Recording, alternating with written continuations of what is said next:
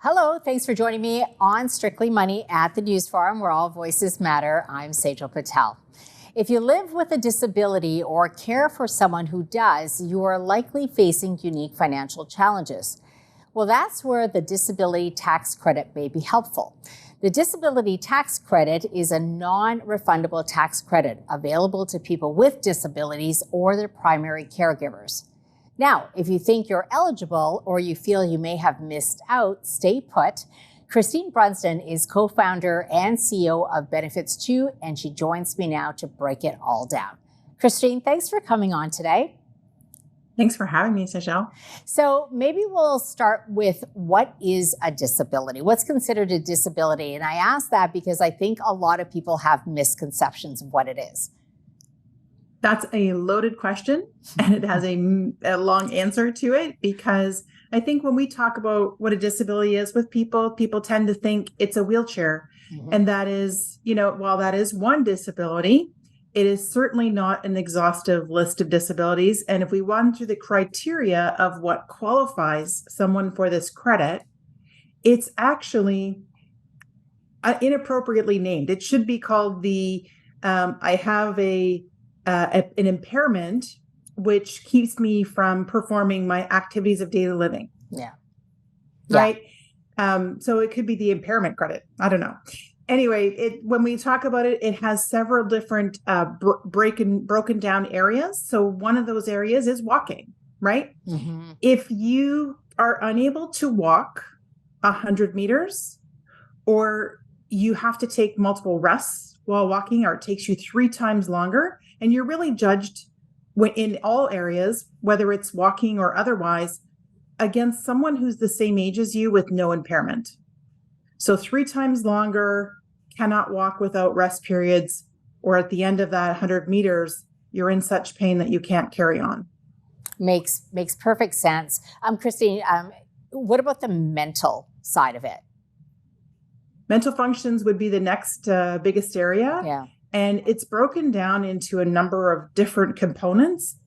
This is a change that happened just a couple of years ago in the CRA's criteria, but now it's broken down into many different areas, such as judgment, problem solving, concentration. There's a number of different areas. I could, if you want, for your viewers, I could give you a broken down little spreadsheet, if you will, like a little table that talks about all of the areas of impairment and what would qualify under each area. But for mental functions, it really includes a lot. And what we see is kind of an explosion happening currently, because there is such a mental health kind of endemic going on. I don't know if COVID kind of brought that about, or it accentuated what was going on. I think as well, there's a lot more awareness around things like autism and ADHD, and these things are being diagnosed more readily today. Okay. Chrissy, no doubt that this has had a financial impact, not just on the person who has the disability, but also for the caregiver. Can you just talk about what you've seen in your work and some of the biggest issues your clients struggle with? Sure. I think when we think about caregivers, it can be parents with children with disabilities. It can also be a sibling to a sibling who's helping them with managing their day-to-day activities. It can be a child with an aging parent who's helping that parent manage through. Yeah. There's a lot that's misunderstood about this credit. So as you mentioned, it's a non-refundable tax credit, which means that you have to pay tax in order to receive a benefit, right? So somebody who doesn't pay any tax, they wouldn't necessarily see the financial benefit. But what can happen, and what's important for people to know, is that those credits can be transferred to a qualifying family member. Okay. So think blood relatives, parent, grandparent, aunt, uncle, sister, brother, step parent, as long as they've been adopted, or an adoptive parent, something like that. As long as they're the primary caregiver, though, right? Correct. And as long as there's some relation by blood, marriage, right? Okay. And so, or not even just marriage. You can't just be a child. You have to adopt the child. So there have to be some sort of relationship where you have primary responsibility. Okay. Okay. And we only have about 2 seconds left. We're going to take a quick commercial break. I will point out too that you do have to complete a form, and that form has to be certified by a medical practitioner. But we'll continue this conversation. We'll just take a quick break, and we'll be right back.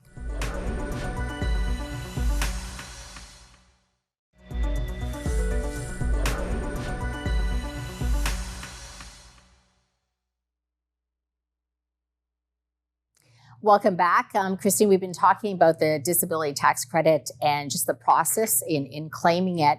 What about if you know that you probably could have claimed it and you feel like you've missed out? My understanding is you can go back retroactively. Can you talk about how that works? So the credit is designed that you are able to go back a maximum of 10 years.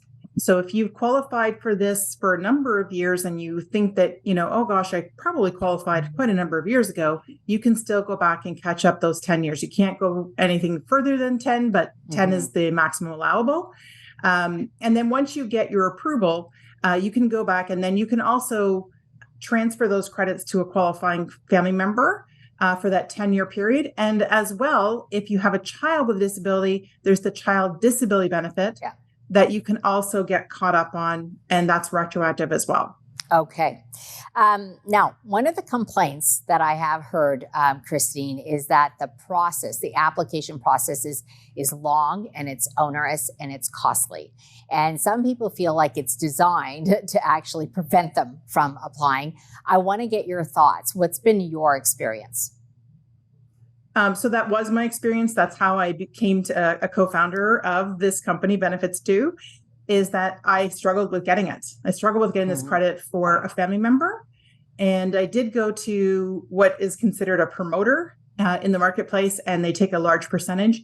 But we realized that what's really going on here is that physicians and medical practitioners do not learn about this credit when they're going to school. They're learning about the medical side, not from the financial side. And so they've never been taught anything about the credit. They don't know the criteria very well. And we only covered, a couple of qualifying criteria. But then they've also never been taught how to appropriately fill this out. You've got to remember the people adjudicating these disability tax credits are people that are working at CRA that don't have medical backgrounds. And so they're looking for very specific information. And if you don't know how to write it properly, you're very likely to run into roadblocks.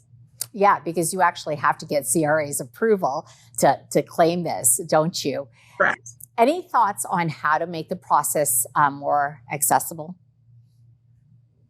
Yes, and that's why we did what we did in building Benefits2, is that we just found that there was a way of building a technology around it to have people answer a simpler set of questions and then be able to write that application for success for them and their practitioner to be able to save both parties time and money. And when we do our applications, it's all at flat rates. Yeah. And they're very reasonable rates.